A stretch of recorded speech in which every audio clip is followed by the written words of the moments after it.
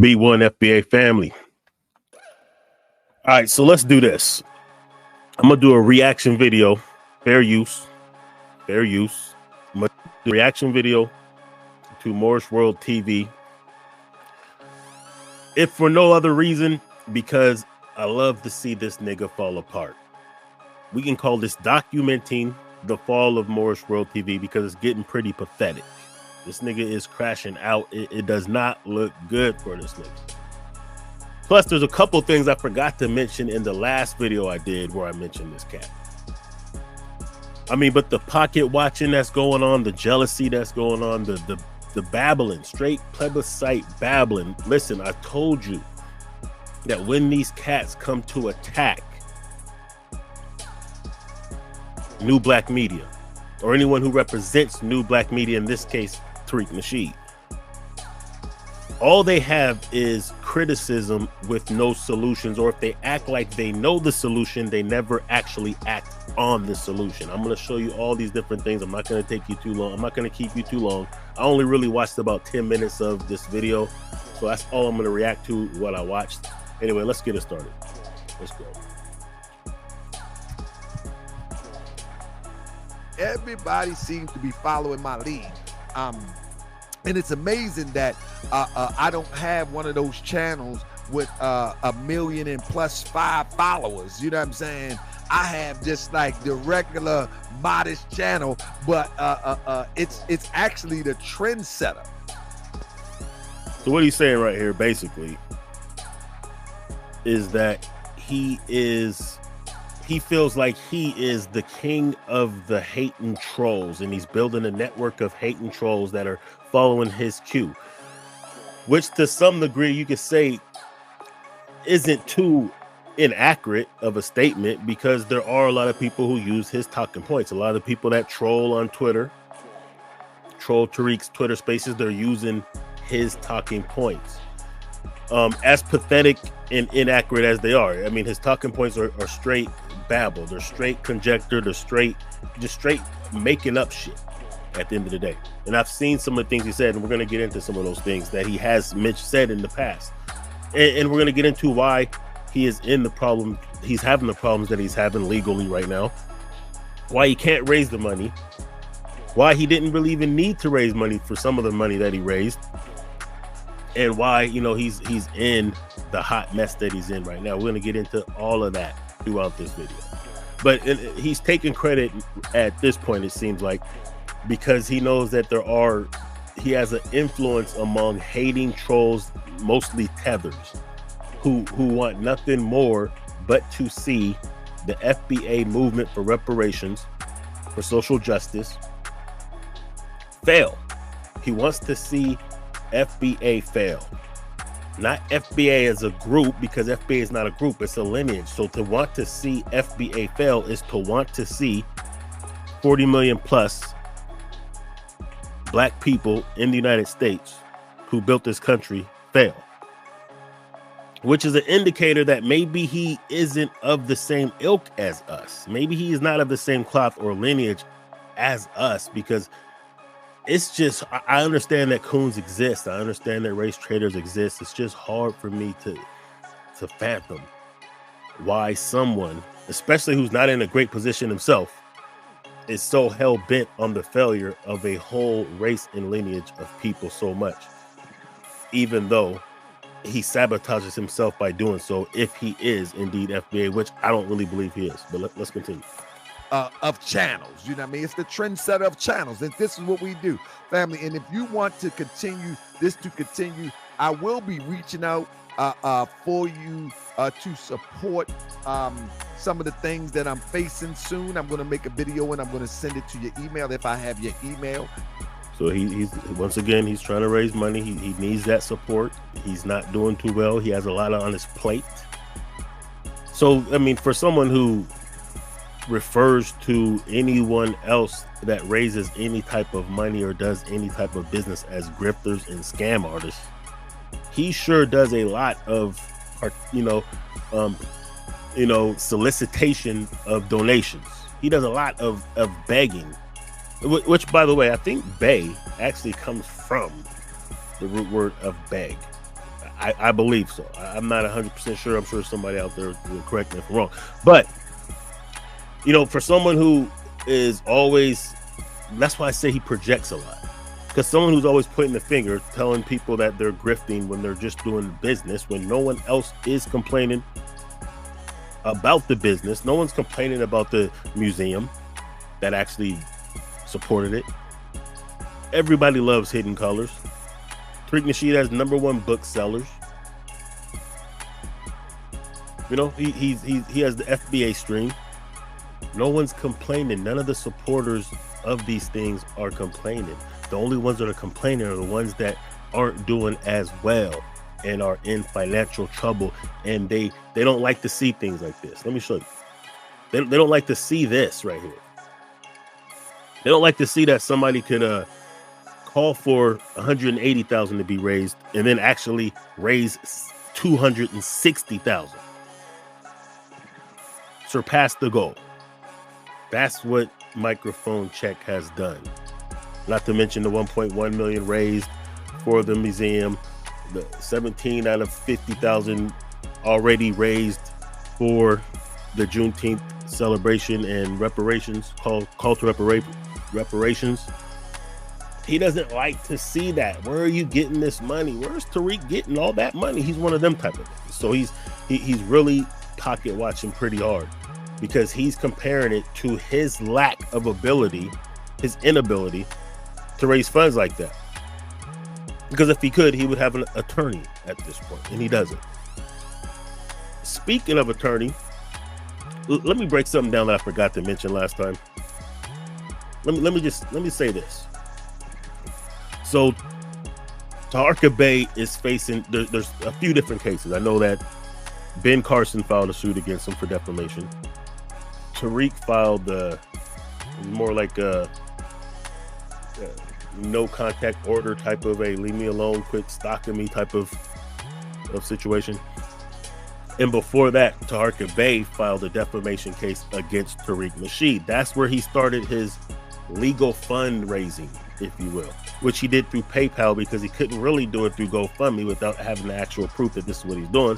And he started it before he did it. But here's the thing. Let's think about this practically. Common sense and common knowledge from what we know. Okay, first of all, to file a suit, which is what he raised money for. He raised money to file a suit so he could sue Tariq Nasheed for $3 million. But let's break this down. To file a lawsuit is only about $100, and it can be done online. You don't have to go to California to file a suit just because it's in a California jurisdiction. You can do it online for about $100.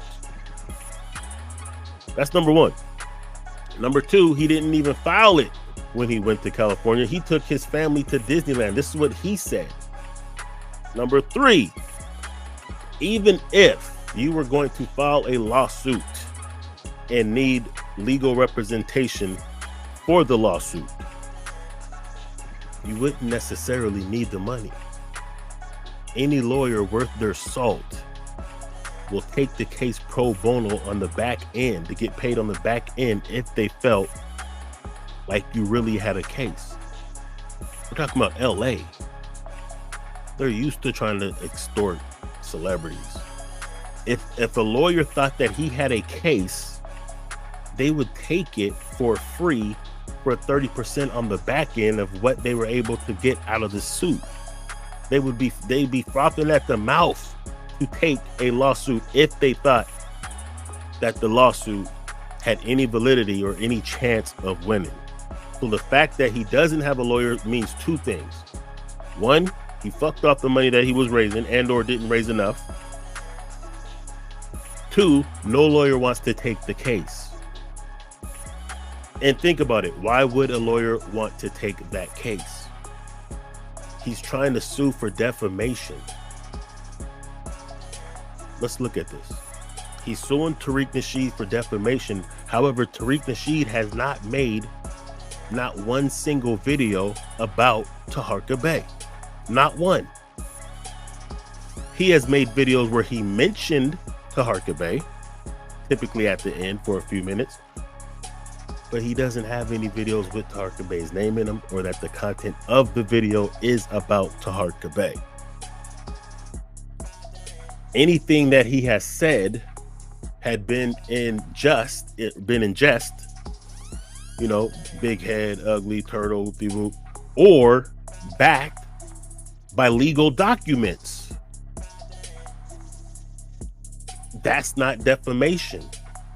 Now, on the flip side, I'm just telling you like why there's no lawyer that would take this case. On the flip side, you have Taharka Bey, who has made hundreds of videos with Tariq Nasheed's name in it and has made claims as outlandish as implementing Tariq Nasheed in Nipsey Hussle's murder. He actually did that. I showed you on some of the videos. You can find them in the playlist called Agent Bey. He has stated that Tariq Nasheed is a CIA or FBI, he doesn't know which one, spy for the US government against UK, and that's why he can't get into London. That's why he can't get into Britain, because he's a spy for the US. This is what Taharka Bey has actually let come out of his mouth, along with a lot of other outlandish things that could be labeled nothing other than slander and defamation. He said that Tariq Nasheed had a body and the feds are letting him get away with it. He has said some of the most outlandish, off the head, off the top, crazy, cooked up conspiracy theories. So when you look at the contrast of the obsession, let me show you some more of this obsession, because this is a Taharka Bey Twitter handle, by the way, in case you don't know. This dude is obsessed, not just with Tariq Nasheed, but with everybody that's new black media for the most part. So who do you think, or how do you think he would be able to win a defamation case against someone when the only one who is obsessed with making hundreds and hundreds of posts and videos defaming is him? He's the only one that's obsessed. Look, he's even going after Afro Elite. There you go again. The Juneteenth reparation. Look, he's mad because at this point he raised $9,000. Pocket watching. So there's no way that any jury in Los Angeles would grant Taharka Bey $3 million for a defamation suit when he's the one literally doing the defamation to the 10th power, to the thousandths of power. Tariq Nasheed has not one video where he's named Morris World TV or added him, used his name or Taharka Bey's name. But you look on Twitter, I mean, to the point where Taharka Bey had to take down some of the things and still didn't take them all down. So he's really still in trouble for that, because he didn't take down all the videos and all the posts that he's made about Tariq Nasheed as he was supposed to. That's a different story. So there's no way that he could win that lawsuit. So the money that he's collecting in that regards, first of all, he already spent it. He doesn't have it. He spent it on Disneyland. But anyone who would donate for that cause, it would be money gone, because he does not have a case and he knows it. He knows it. So now he's trying to raise money because he has two other cases. People are suing him. People are taking him to court. He has to get a lawyer for Ben Carson case. He has to get a lawyer for the one that he's trying to raise money for with Tariq Nasheed right now. So as he begs for money and support, because his only grift is going against the new black media and other black leaders, or black representation, black activists,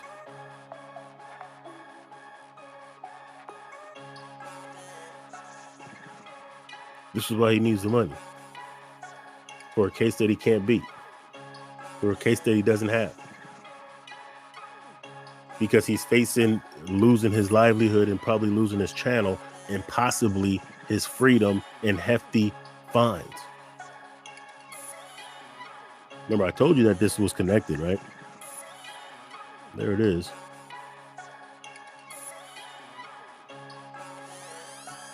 I showed you guys this article before, right? Yeah. Like, just look at this obsession. Like, make no mistake, this is Taharka Bey's page, man. So yes, he's getting sued. Now let me explain something to you. People, Billy Carson, Tariq Nasheed, they're not going after Taharka Bey just because, not simply just because Taharka Bey is hating. They both get plenty of hate. Tariq usually takes hate on the chin and just keeps it pushing and jabs back and trolls back and makes jest out of it and just clowns the people, roasts the people. It's not because of the hate alone. It's not because of the criticism. It's because the outlandishness of what is being said and the frequency of it, which does make it very weird, cringe, and obsessive type of behavior. That's the reason why people are getting the law involved, or getting the law involved, getting the court system involved. But don't forget who lashed out first using the court system. It was Taharka Bey. He's the one that set it off on that level. If you remember when the whole thing started, Tariq Nasheed told him, "Hey, just leave me alone. Just leave it alone, man. You don't want this." And Taharka Bey straight up said, "Hey, I don't take advice that's good for me. No, I'm gonna keep." And he doubled and tripled and quadrupled down. And now he's in a situation where he has to beg for money, for support, to keep his grift and his propaganda going. You will be getting one tomorrow, because we got to keep this going, man. I love to do it, but I cannot do it if I don't have the proper support. There's no way I can do it, man. I got a lot of fires going on. You know what I'm talking about? Don't talk about. Yeah, a lot of fires. See, because he's got away with it for so long. So, I've been exposing his tendency and his direct counterintelligence style propaganda that is only directed against us. I've been exposing this for a minute, because every organization that he down talks and undermines are grassroots organizations. Sometimes people who I know personally, who I know their parents, I know their children, I know their siblings, people who I know and have witnessed do community building gestures and activities and programs that he calls grifters or scammers or fakes or frauds or agents. That's all he does. Remember, he said that white supremacy isn't our problem. He said that the black community is responsible for the KKK. He said that, and slavery. This is what this Negro in front of you right now said. So his, hyper focus on basically doing what, like he does what Fox News does and doesn't even have to do anymore. Like, Fox News doesn't have to do it because clowns like this are doing it. He's trying to dissipate the energy of political empowerment and economic empowerment that our people have been codifying behind. He's the one that's trying to disrupt the activities of black nationalism. That's what his whole program is based on.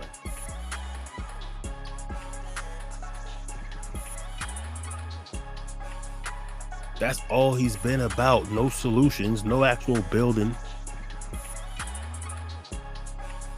Just, I hate these Negroes because they're raising money and they're getting influence and people are listening to them. And I don't have anything to say except for make a bunch of outlandish accusations. And then when they get the best of me, then I'm going to sue. And then when that doesn't go right, that doesn't go well, then I'm going to cry because I'm getting that legal smoke. See, he got away with it because a lot of the people that he would attack and go after before either didn't have the financial resources or because they didn't have like online presence that was their mode, their sole communication. Like they didn't have like platforms where they depended on their ability to have social media to speak to the people, because they were really like in the actual streets and involved in real activism. So it didn't make sense for them to do that, because tarnishing their reputation wasn't as effective because they weren't really online like that. And maybe they didn't have the resource, or maybe they just didn't want to bother with it. So now you're just seeing that some people are like, you know what, I got a couple bucks on it. Let me just get a lawyer on this and let's set this cat straight. So now he has to deal with what he should have really been dealing with. Like he's been doing things that could get him sued and saying things that could get him sued for years now. For years now. Just go through the archives of his videos if you dare. It's just now we're seeing exactly how this would really play out in the legal system, since he wanted to bring that energy. He raised it to that level. But at first it was just going back and forth, jostling verbally. He's the one that introduced the idea of let's get the legal system involved in it. And it's not going well for him. That was a bad idea, buddy. There's a brother named I think it's a brother named brother from the NOI. He said, "Man, shit, you putting a lot of fires out there, man. Come on, man, you got too many fires going." Now that is something that has been said by many people many times. He is not the type that is able to take good advice for his own benefit. That is the mark of a arrogant and very foolish individual. Someone who you would think shouldn't be able to call himself an illustrious name or title like Grand Sheik. You can't be a Grand Sheik and be a clown. You can't be a Grand Sheik and be so foolish that you can't take wise counsel,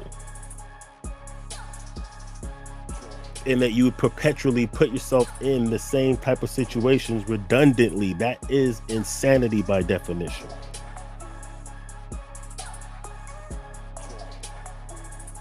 He said himself he took it as a joke. He wasn't really serious when he first had to go to court. Showed up with no lawyer because he probably just didn't have the money as well. Showed up with no lawyer, got that work. Now he's on a campaign scrambling for donations. He's doing everything he can to scramble for donations as he points the fingers at other people who are actually able to effectively raise money. He makes it seem like that's a bad thing.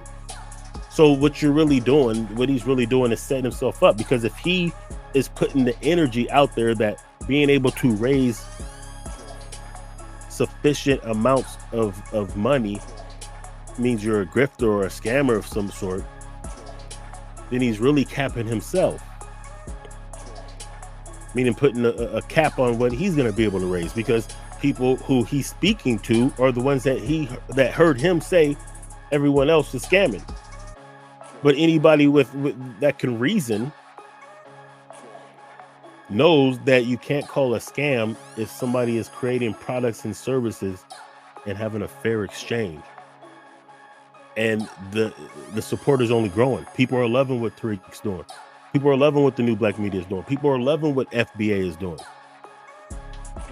We're codifying and we're also purifying. We're purging. We're purging the dirt out so we can have pure gold. He is part of that dirt. Taharka Bey and his cronies of small bus passengers. They're showing us where they stand. They're drawing the line and picking a side on where they stand historically. This is not the first time that this has happened. You study any movement that we had, there has always been the detractors and those that were against us. We may not have been able to report it and identify it in real time like we can now, but they were always there. Martin Luther King was stabbed by a black woman who was afraid because he was stirring up too much trouble. Everybody wasn't supporting the Panthers. I'm not just talking about the agents that infiltrated them. I mean, just people on the streets who just didn't get involved and didn't like the idea because they were afraid or they thought they were too radical. They had something negative to say. They just didn't have a YouTube channel to say it on. Not everybody was really rocking with Malcolm X. As big as Garvey's movement was, not everybody was rolling with Garvey. There's always the resistant hater house nigga class that goes against our movements. It's always been that way. It's just more sensationalized now because it's more accessible for people to have an outlet to do what at one time only certified, trained government agents were able to do. See, back in the day, they put it in the newspaper, they put it on the radio, they put it on TV. We really didn't have a way to fight it except for with smaller print media and word of mouth. But they were able to dupe the masses. This is where the idea of the 85, the 5, and 10% come to play. 85% of the masses were going to get that propaganda distributed by the 10%, and only 5% knew better. The 5% really didn't have the leverage to sway the 85. So welcome to the internet age.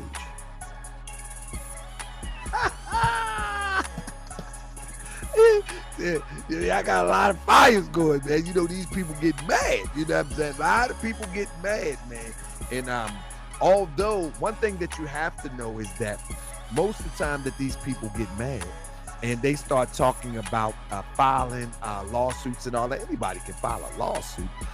Yeah, anybody can file a lawsuit. That is absolutely right. Because remember, you're the first one who filed the lawsuit, and you raised money to do so, even though it really only took $100 to do the filing.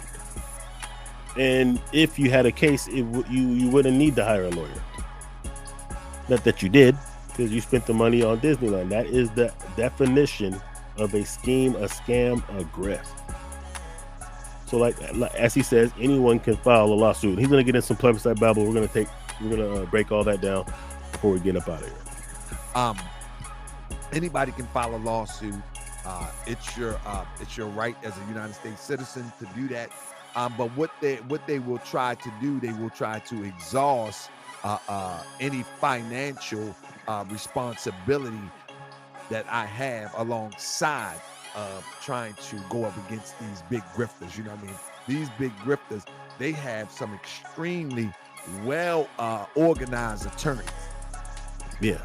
So in other words, okay, so I mean, he keeps referring to people as grifting. When there's no evidence of grifting by definition. I mean, raising money to buy and open up a museum is not a grift, especially when you actually complete the task. Raising money to produce films is not a grift, especially when you actually produce the films. Raising money or selling products, Rootwork deodorant, streaming service, FBA Stream, which I actually have, DVDs, selling products and services is not a grift. That is called business. You see, if he was smart with the type of following or base that he has, he would be able to do that if he had the talent or anything worthy of people wanting to pay for. I mean, he sells his little fezzes. Probably not a lot of them. He has his music, which is garbage, so he doesn't even dare try to sell it. He tries to sell people the idea that he is going to expose all these frauds and basically I'll be king of the haters and I'll feed you the meat that you want to chew on, which is just basically conjecture for your hatred of people. Like the people who support him are people who just really don't like FBA or the particular people who he's speaking about. They're not following for the sake of what he's saying, so being so substance that it's really going to take him to a different level. Like what we're doing on this New Black Media site is actually moving the needle politically, actually moving the needle socially, economically. we're showing you the same type of codification by basically duplicating what has worked for us in the past and adapting it for this new age so we can continue to be progressive. Anyone who would want to get in the way of that is an op. It just so happens that the first line of defense for white supremacy happens to be those who look like us. It's kind of like Unc said from Amen Ra Squad, an organized lie. An organized lie. This is an organized lie beats an unorganized truth, is what Unc from Amara Squad made famous. But even from that narrative, what he's trying to say is that he is the unorganized truth. Is that what he said? Or he's implying that he's the truth, but he must be saying that he's unorganized if he's really going to use that quote that he only halfway quoted, by the way. So he's saying that he is unorganized truth, but the lie is well organized. Well, if you're a grand sheik, organization skills should be in your repertoire. If you're a grand sheik, community building should be a prerequisite before you could even call yourself a grand sheik.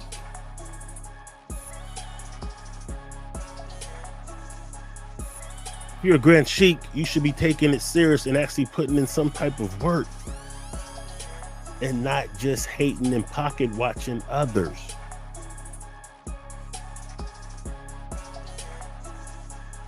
This is the legacy that you are building, that people are going to see, that you're going to be the more everyone remembers as a race trader, do nothinger. A nigga who does nothing but hate and can't even do that successfully because he's being shut down and put out of business. A loser. Not to mention your criminal record and all the other things that you've done. I've went through that so many times, there's no need to do that now. But let's hear some more of this plebiscite babbling that he is going to continue to do. I mean, and they have big, I mean, come on, man, they grifting for millions of dollars. So of course they have access. See, he keeps referring to the economic success of others as grifting. So listen, if you're going to paint the economic success of others as grifting or somehow malicious or nefarious, even though they're actually adding value to the community, they're respected by the community, needed and wanted and supported by the community, and actually have products and services that they are exchanging with the community. If that's a grift, then you begging for money could be nothing less than a grift. And you're already putting it out there to your own supporters. I shouldn't even be giving you this game. You're putting it out there to your own supporters that to support those who they feel add value to the community is to support a grifter. So you're basically saying that they shouldn't really support you subconsciously is what, that's the message that you're conveying. That's the narrative that you're painting. What makes you not grifting when you're grifting for something that you should be able to handle on your own, that no one else will benefit from? What makes you not a grift when you raised money for a lawyer that you didn't need to file the lawsuit that was only $100, but you took the money that you did raise and took your family on vacation with it instead, then got slapped and didn't do anything? Who's going to want to support someone who won't even fight for themselves? Why would people fight for you and give you the resources to fight when you've already shown that you will cower and run like a bitch and then try to act like you're a tough guy and you want an MMA fight? Like, you just got slapped, though. You don't even deserve to be able to get into the ring. You've already proven you're not a fighter. You got slapped. Everyone's seen it and you still acted like you didn't get slapped. After that, what can you say that is believable? Who is believing this dude after they seen him get slapped and then heard him lie like he didn't get slapped because he didn't think the cameras was on? Then he promised that he'd release his camera that would prove everything, and he never did. Let's keep it a buck. to legal representation. What up, George Waiters? They have access to a legal representation that I may not have. You know what I'm saying? But with that being said, so no, don't send anything yet. I'm gonna do a fundraiser, and I'm gonna have my Zelle. I'm gonna have my everything tomorrow. Don't do anything yet. Because I want to get y'all the information. Y'all need to see the information first. You know, y'all need to see. So after all these years, he still hasn't. He still has so much more information that he has to give to people. You're telling me after hundreds of videos about the same person and people over and over for the past almost 2 years now, they still need to hear some more information in a setting to where they'll be giving you money in a fundraiser? Like, only the dumbest of dumb are gonna be listening and actually giving you any kind of credit or donating to you. And unfortunately, they probably don't have the resources for you to sustain when you got court cases, homie. All of this could have been avoided. Big homie told you, hey, just leave it alone. You didn't listen. So you don't make good decisions for yourself. So how are you going to be a grand sheik and shepherd of others? All the information that I'm up against first. But with that being said, and definitely Thurman Smart, he's going to see it because he's in the membership section. So I'm definitely. We really believe that we really believe people about the election. Put a short video out there, and I'm gonna ask you to send me your email so I can get you the information. But family, one of the things I was talking to a few people about the election, and many people, our people. Let me just start right here, family. Our people are so messed up. Now, this is a common theme from this dude.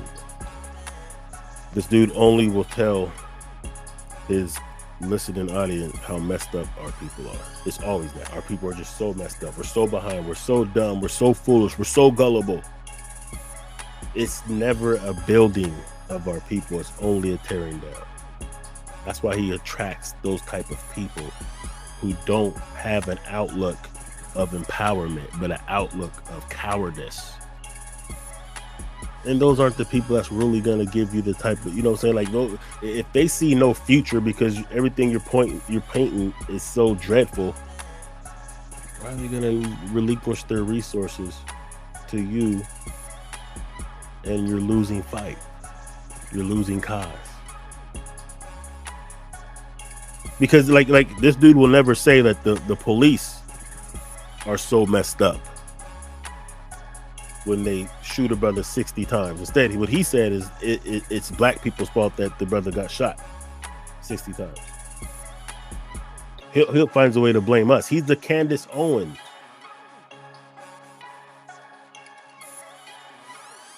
It's never that white supremacy is messed up. Remember, white supremacy is not even our problem, according to him. It's just always our people. Our people are so messed up. We're so downtrodden. You need me to lead you out the way, is basically what he's trying to say. That we really believe that this, government is going to yield us reparations. I'm not of that thought. So he is not of the thought that we're going to get reparations. So he's already given up the fight, which leads me to believe that he probably doesn't qualify for it. But it does make sense why he's attacking New Black Media. I mean, if we're pushing for reparations and actually getting traction and he doesn't think we're going to get it or doesn't think that we should get it, naturally, that would be a conflict of interest to him and what he believes.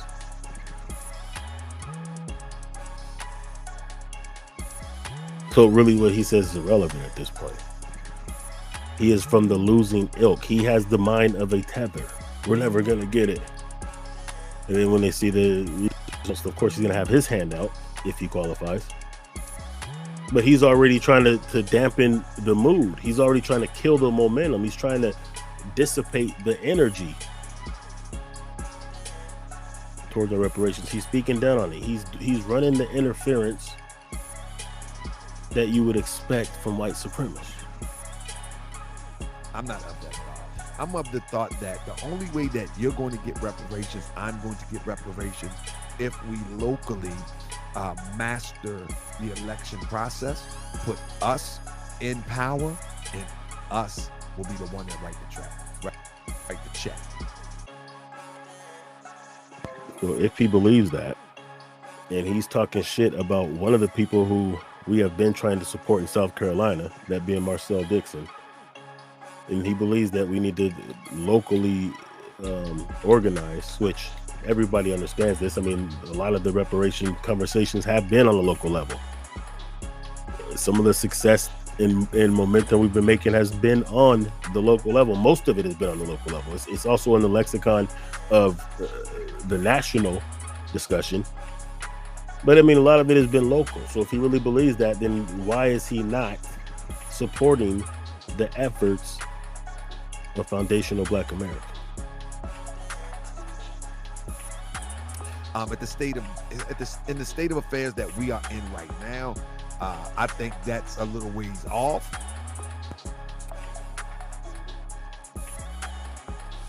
For us to put us into position, you know what I mean?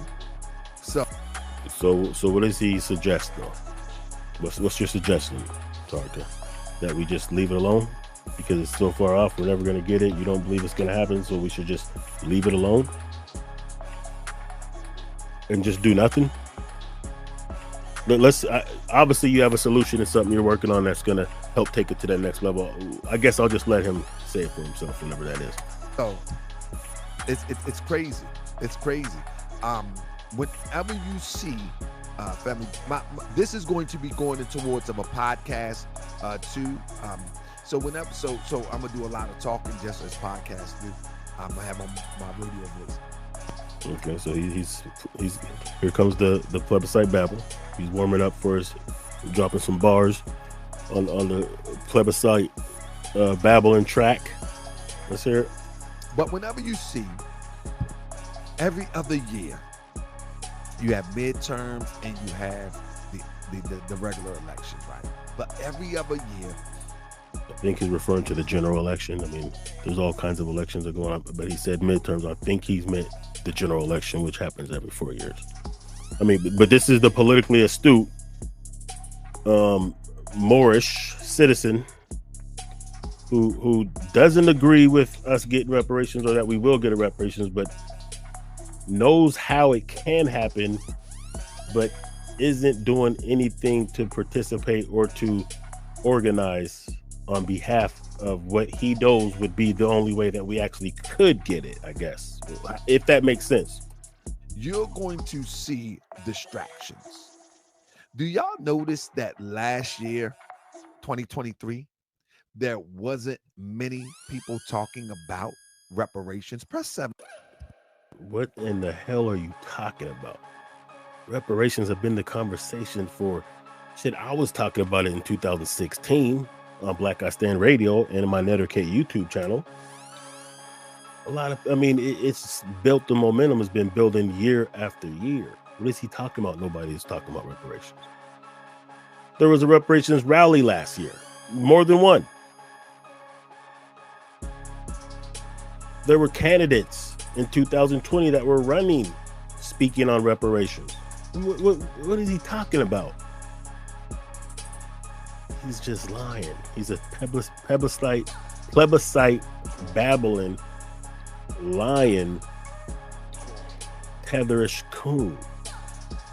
He doesn't know what the fuck he's talking about. I mean, if you would, did y'all notice that? Do y'all notice in 2022, it was at its height? Trying to get Trump back into office, it was at its height. Okay, so in case he doesn't know, which, I think everybody knows, 2022 was not an election year. It was a midterm year. It wasn't a general election year. So trying to get Trump back in office in 2022 would have not been a strategy that anyone would indulge in, because we didn't have any general elections in 2022. So he's just all over the place with this. He doesn't even know what the hell he's talking about. And that's why those who follow him are of the short bus ilk. And when you understand the dynamic, of how these politics works. Let me tell you something about politics. Two tricks that they have played on us about politics.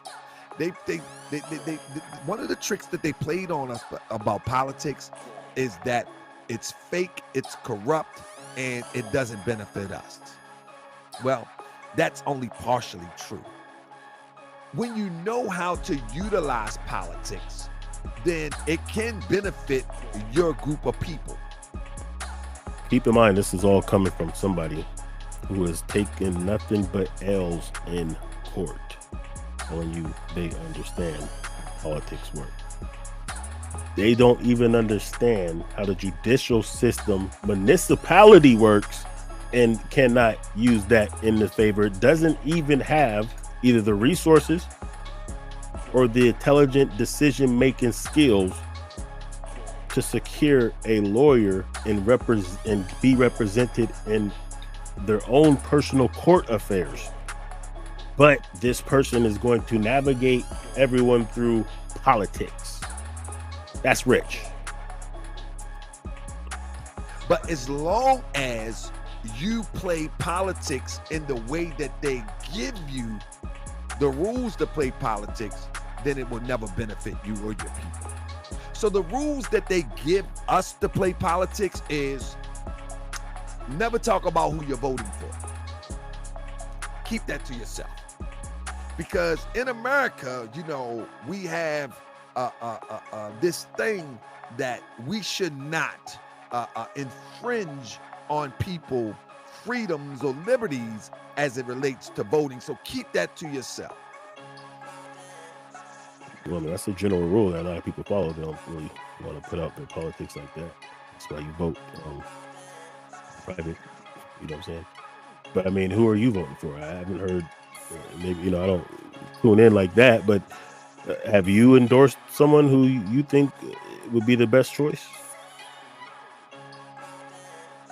I mean, most people, what they do is they side with politics that benefit them, not just with some people do just, you know, vote up and down the ballot the same party, but intelligent people and independent-minded people vote on their best interests.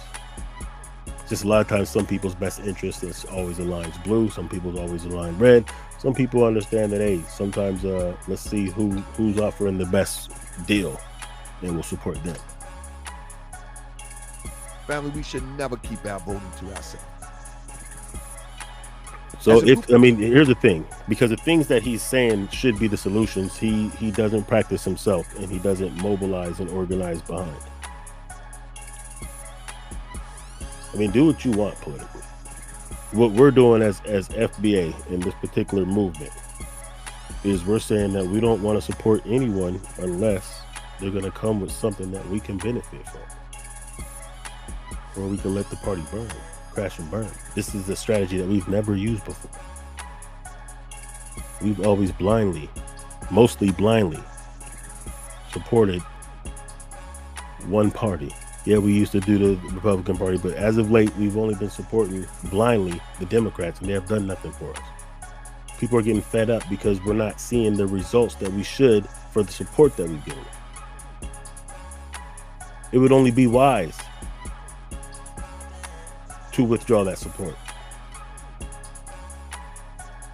But if there's a better way, why aren't you organizing and putting your actions where your mouth is? Why are you criticizing everybody else's strategy, but you only speak of strategy, but you don't act and walk the strategy that you profess to be superior? It's because the real intention is just to throw us off of our focus and to kill the momentum and dissipate the energy that we've been building. group of people, we need to learn how to organize vote. If we want voting to work, we will have to organize locally, and we will have to organize a significant amount of people to move at the sound of one person's voice. The things that he's speaking of are things that really are actually happening. Like this is the same guy who's shitting on the reparations rally, which is a good network and organizing opportunity. The Juneteenth celebration, which is a celebration of our freedom, and it allows us to raise the energy and vibration and empowerment that we have collectively in solidarity. These are the things that you would think that he's speaking of, but he's going against those things, and yet he is not offering another way. He's babbling, but he's, you know what I'm saying, like, if he was using his platform to put in motion what he says would work politically to mobilize people, his followers towards, he wouldn't be getting sued right now. He would actually probably fare a lot better on being able to raise funds. He wouldn't need them for legalities.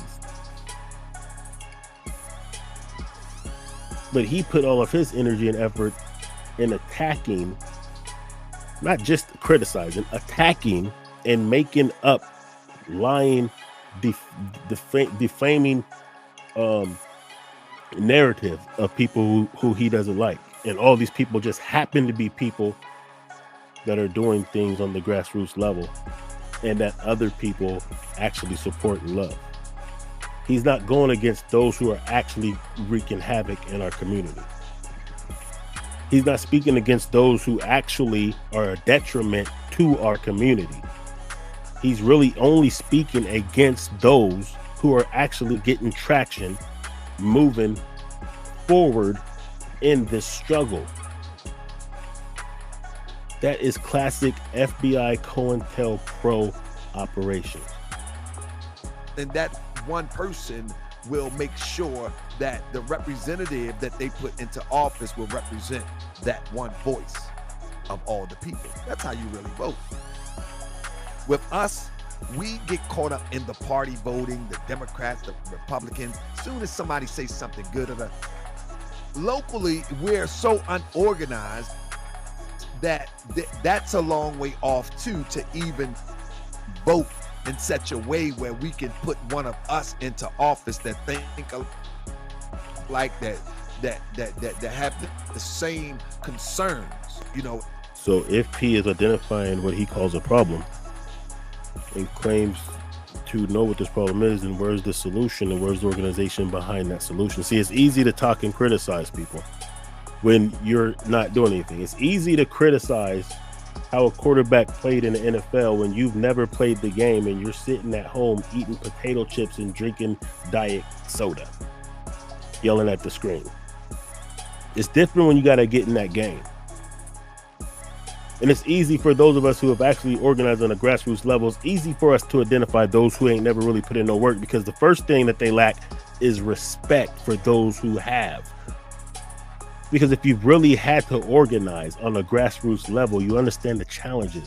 Therefore, you'll salute someone who is going through that, even if you don't agree with them or even if you don't like them personally. You'll salute the effort. You'll salute the sincerity. You'll salute because you understand what it takes to do these things. You'll understand the challenges. You understand that you're not going to always be 100% successful. You might have to go back to the drawing board. But if you've never really been a part of these things, then you're only looking at it from a Monday morning quarterback position, where you criticize what everybody else should be doing while you do nothing. It has to be an organized vote. That's the only way voting works. That's it. But to tell someone just to go and vote, or tell someone to imply that a Trump or a Biden is the best candidate, that's not an educated vote. And some of them. Well, here's the thing: there's only two people to vote for in a general election. Since he's talking Trump and Biden, there's only two people to vote for, or not vote for. So the strategy is only vote for this one, vote for that one, don't vote for this one, or don't vote at all. That's pretty much the only strategy. So it would only make sense that you would vote for the one that holds your best regards, policy-wise. And at this point, we haven't identified either party, either candidate to do so. So the general consensus in the FBA community is, well, do we have anybody to vote for? Of course, we have those who are going to vote for one side or the other regardless, but we have enough people who are withholding that vote that could be the difference if one of the parties or candidates offers something that sounds good or gives us a reason, some kind of other way that we feel like that would be the best option. Either that or we can let the party crash and burn, and then everybody would know. Like, if we don't vote the way they want us to, whoever wins is going to know, or whoever loses is going to know that the difference could have been us. So that would incentivize them to come up with something and start speaking to us and start meeting our needs. On a local level, it's a whole different thing. All of them need to be done effectively. But he's just telling us what's not going to work and what could work, but he's not putting any work towards what he says would be the only way to work. He's saying that we're so behind, we have to do this at grassroots, and we're not locally organizing enough. Well, if you feel that way, Taharka, then why aren't you in your community organizing based upon what you declare would be successful or the better way to go? Because the idea is not really to go any direction except for just a plebiscite babble and run around circles in a hamster wheel. Most educated people amongst us, they still use that methodology. They never look at issues. You know what I mean? No. Thurman Smart say, GS, I think it's selected before it's elected. This is how you vote. We are supposed to select one amongst us and then elect that one. That's how voting works. If voting was... Now, this is coming from somebody who comes from a city where there's a young brother who has been selected by the people and put into office. But he's making it seem like our people don't understand the concept. Like, you can't do that in everywhere. You can only do it where you actually have the numbers. Other than that, you're going to have to select from, or you're going to have to go through a process of vetting and supporting someone, and they may have to run several cycles before they're able to really get leverage. Shout out to Jesse Paris, Denver, mayor, candidate. So sometimes it's going to take a process that can't just happen overnight. But if he's saying we're so behind, why isn't he part of the fight? Why is he a resistance to what we're doing, trying to get this ball running? Because he's an op. That's why. If voting was already prearranged, trust me on this one, these Europeans, let's use Trump for example, they wouldn't go the distance that they go in order to rig it by the way of influence. In other words, it was reported that the last election, Trump spent allegedly over $18 million or more to try to get into quote unquote black circles to influence them to either to vote for him or to not to vote for the Democrat. And he spent money on this. Now, he was out there rallying the votes for the conservative and even the racist European. But behind the scenes, he had people on a mission to distract a group of African Americans or Africans in American or black people, whatever you choose to call yourself within this hour, and to even influence them to vote for Trump. So let me give you this. Well, if that was a strategy, it surely didn't work. Obviously, it didn't work because he lost by a landslide. He also allegedly paid Kanye West to run, so Kanye can be a distraction and possibly. Now, first of all, there's no proof of this. There's no source of this. He's just saying allegedly, but he's not even providing a source that you could even begin to look for this information. that Trump paid Kanye to run. But once again, all of that didn't work anyway. So it's really for Neil that you're even pretending that you're trying to break down this as if you know something, because even based on what you're saying, it wasn't successful. Some people say that the election was rigged. I don't believe that. It's easy for me to believe that most people didn't vote for Trump. He didn't even win the popular vote when he did win the election. And then with what happened, I think, now don't get me wrong, and I'm not saying that I'm pro Biden, because I'm definitely not. I'm just saying I understand why Trump lost. If it wasn't for the pandemic and him mishandling the pandemic he did, he would have watched Biden. But a lot of people voted for Biden just because they felt scared for the pandemic because of the way it was handled under Trump. And they felt it would be safer under Biden. That's pretty much why he won. And he did some other things, whatever, galvanized some black people and this and that. But, you know, at the end of the day, you know, he would have watched Biden if he would have handled the pandemic better. So Kanye had nothing to do with, you know, Kanye definitely didn't help, if that's what he's trying to imply, that Kanye was paid to help Trump. Well, that didn't work if that was the case. If Trump put all that money into paying black supporters, it didn't work, evidently. Because most black people didn't vote for Trump. From the Democrats, knowing that Kanye did not stand a chance to win, but if Kanye take 1,000, 2,000, 3,000, 4,000 votes, whoever, how many ever he could take from them, then that's less votes. And me and the sister was talking about this behind the scenes. That's less votes.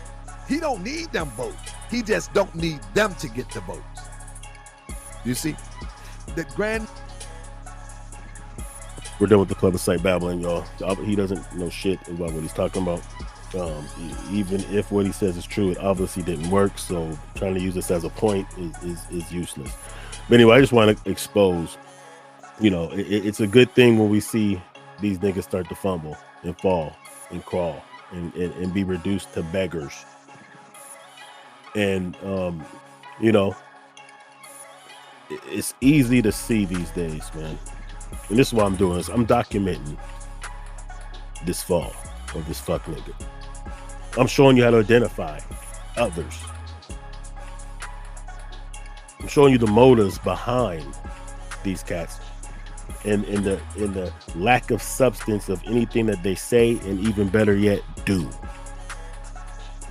They're here to hate the movement, to try to dissipate the energy of the movement. That is their purpose. That's what these tethers do. It's like Tariq says, time wasting tethers. Babbling. The good thing is that we can actually address this in real time from our own platforms. We couldn't do this when counterintelligence was rampant in the 60s. We didn't have the platforms to do it. Now we do. Anyway, subscribe and all that, comment, let me know how you feel about it. Shout out to everybody that's been subscribing and liking and commenting and engaging and all that good stuff. Be one.